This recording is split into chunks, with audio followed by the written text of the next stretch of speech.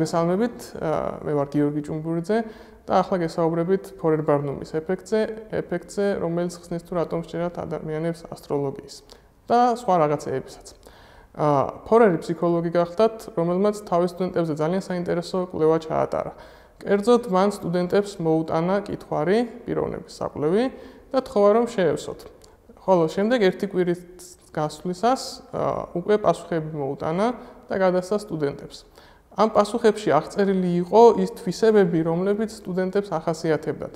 ფორერმა აუხსნა, რომ მან ძალიან დეტალურად გამოიკვლია მათ მიერ კითხვარზე გაცემული პასუხები და შესაბამისად დაადგინა მათი ინდივიდუალური მახასიათებლები.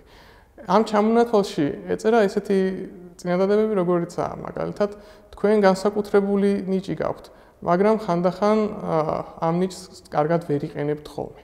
ან თქვენ საკუთარ თავში დარწმუნებული ხართ და სხვები ასე აღიქვამენ, თუმცა ხანდახან ეჭვი გეპარებათ თქვენს მიერ მიღებულ გადაწყვეტილებებში. ან თქვენ მოგწონთ ის პროფესია, რომელიც არჩეული გაქვთ, მაგრამ ხანდახან ფიქრობთ, რამე სხვა რო გაგეკეთებინათ, ხომ არ აჯობებდა. და კიდევ ბევრი სხვა მსგავსი წინადადებები.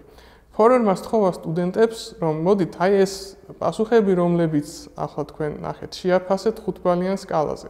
კერძოდ 0 დაწერეთ, თუ აი ეს წინადადება, რომელსაც ახლა კითხულობთ, საერთოდ არ შეგეფერებათ თქვენ. ხოლო 5 დაწერეთ იმ შემთხვევაში, თუ ეს წინადადება თქვენ ზუსტად აღგზერთ. აღმოჩნდა, რომ სტუდენტების უმეტესობამ ამ დებულებების შეფასებისას საშუალოდ 4.6 გამოიყენა. ანუ ისინი ყველანი თვლიდნენ, რომ მათი აღწერა შეესაბამებოდა მათ პიროვნებას. შემდეგ ფორერმა თხოვა ერთ-ერთ სტუდენტს, რომ გამოსულიყო და წაეკითხა ის აღწერა, რაც მას მოუვიდა. აღმოჩნდა, რომ ყველა სტუდენტს ზუსტად ერთი და იგივე აღწერა შეხვდათ. ყველა სტუდენტი ზუსტად ერთნაირად იყო დახასიათებული. მიუხედავად ამისა, ყველა მათგანი თვლიდა, რომ ეს მათ ძალიან დეტალურად აღწერდა. გაჩნდა კითხვა, თუ რატომ ხდება ეს, ხო, რატო იჯერებენ ადამიანები ასეთ ფაქტებს.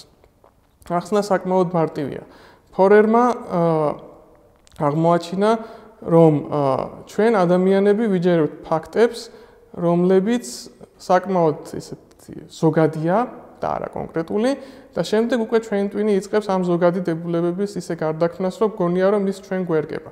მაგალითად, თუ ვინმე გეტყვით, რომ თქვენ ნიჭიერი ხართ, ავტომატურად იწყებთ იმ ფაქტების გახსენებას, როდესაც ნიჭიერი იყავით. და როდესაც ეს მოგონებები გახსენდებათ, რომ კი აი ამ დროს ნიჭიერი ვიყავი და სხვა სიტუაციაში ნიჭიერი ვიყავი, თქვენ საკუთარ თავს უკვე აჯერებთ, რომ ხო, მე ნიჭიერი ვარ. ან მერე ვიღაცა გეტყვით, რომ თქვენ ზარმაცი ხართ. და ეხა ისევ იგივე მექანიზმი ერთვება, რომ აბა როდის ვიყავი ზარმაცი და მახსენდება მოვლენები, როდესაც ზარმაცი ვიყავი. და რადგან ეს მოგონებები ადვილად ხელმისაწვდომია, ჩემთვის მე ვიჯერებ, რომ ზარმაცი ვიყავი. კი, ზარმაციც ვიყავი. ანუ ნიჭიერიც ვარ, მაგრამ ზარმაციც ვიყავი. ესე იგი ყველაფერი იდეალურადაა. და მთავარია, რომ ამ ადამიანს ვენდობი. ანუ ადამიანს, რომელიც მეუბნება, რომ მე ნიჭიერიც ვარ, მაგრამ ზარმაციც ვენდობი, იმიტომ რომ ხوار მეტყოდა, რომ ნიჭიერი ვარ, მაგრამ ზარმაცი. ეს ორი რაღაცა ხო ერთმანეთს ეწინააღმდეგება. მას რომ ჩემი მოტყუება უნდოდეს, რაღაცა უარყოფით ხომ არ მეტყოდა, ხო, დადებით შემოიფარგლებოდა. ხო, ძალიან ადვილია, რომ ყველა ადამიანმა გაიხსენოს ის შემთხვევა, როდესაც ნიჭიერი იყო და ასევე ყველა ადამიანმა გაიხსენოს ის შემთხვევა, როდესაც ზარმაცი იყო. ეს ჩვეულებრივი ფაქტია, ხო? ყველა ყოფილვართ რაღაცა დროს ზარმაცი, ყველა ყოფილვართ რაღაცა დროს ნიჭიერი. მაგრამ ჩვენ გონია, რომ ეს ადამიანი ჩვენ გვესაუბრება. ეხლა რატომ ასტროლოგია, ხო, საიდანაც დავიწყეთ? ასტროლოგია, იმიტომ რომ ჰოროსკოპები ზუსტად იგივე მექანიზმს იყენებს. ანუ ჩვენ გვეუბნებიან რაღაცა მახასიათებლებს, ხოლო იმის გამო, თუ ჩვენი გაჩენისას დედამიწა ვარსკვლავებთან მიმართებაში სად იყო მოთავსებული, ხო? აი, მაგალითად, შვილდოსნები ან ლომები. ესენი ძალიან ამპარტავანი ზოდიაქოს ნიშნების წარმომადგენლები არიან, ისინი თავმები არიან, კარგი ლიდერები არიან. მაგრამ ხანდახან ეს ამპარტავნება რაღაცა ცუდშიც გადადის. ხო, მერე თქვენ წაიკითხავთ ამ რაღაცას, დაფიქრდებით და ხო, კი, გახსენდებათ, რომ კი, მე კარგი ლიდერი ვარ. ხო, ძალიან მომწონს ეს რაღაცეები, რაც ვაკეთებ. კარგად გამომდის, ხო, ხალხის შეკრება. მაგრამ მერე გამახსენდება ფაქტი, რომ კი, იყო შემთხვევა, როდესაც რაღაცა კარგად ვერ გავაკეთე. რაღაცა ზედმეტი მომივიდა, ვიღაცა გამინაწყენდა. და კმაყოფილი ვარ, რომ აი ეს ასტროლოგია თუ ის რაღაც ჰოროსკოპი, რომელსაც დავხედე, ნამდვილად მე აღწერს. თუმცა ეს კიდევ უფრო შორს წავიდა. ფსიქოლოგიური კვლევები აჩვენებს, რაც უფრო პერსონალიზებულია მონაცემი, რაც უფრო მეტად დარწმუნებული ვარ, რომ ეს მონაცემი ჩემზე მორგებულია, მით უფრო მეტად ვიჯერებ მას. მაგალითად ასტროლოგიური რუკა, შეიძლება გაგიგიათ რაღაც ესეთი, ხო? სადაც გეკითხებიან დაბადების საათს, დაბადების წუთს და იმ ქვეყანას სად გაშლით. ზოგიერთი თქვენ სახელსაც გეკითხებათ, ხო, რაც საერთოდ სისულელი არა, შოშია სახელი იმასთან თუ ვარსკვლავები როგორ იყვნენ განლაგებული კოსმოსში, მაგრამ ნუ დაუშვათ რომ სახელსაც რაღაცა როლი აქვს. შემდეგ კი რაღაცა დროის გასვლის შემდეგ რაღაცა გათვლებით გეუბნებიან რომ აი იმიტომ რომ მთვარე სადღაც მდებარეობდა და ვენერა და მარსი ერთმანეთთან დაპირისპირებაში იყვნენ, თქვენ ეს ნიშნები გაქვთ.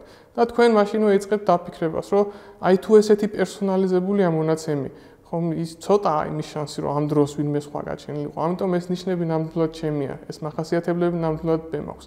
თუმცა სინამდვილეში ისევ ეს არის ძალიან ისეთ ფსიქოლოგიური მომენტი და ჩვენ უბრალოდ ვატყუებთ საკუთარ თავს. აქვე ფორერ-ბარნუმის ეფექტის კიდევ ერთი შემთხვევა, რომელიც ძალიან აქტუალური ბოლო პერიოდში გახდა. მაგალითად, შეკითხვები, რომელსაც ChatGPT-ს უსვამთ და პასუხები, რომლებიც ხშირად საკმაოდ ვრცელია, მაგრამ თქვენ გონიათ, რომ მან თქვენს კონკრეტულ შეკითხვაზე კონკრეტულად გაგცათ პასუხი, ძალიან ზუსტად.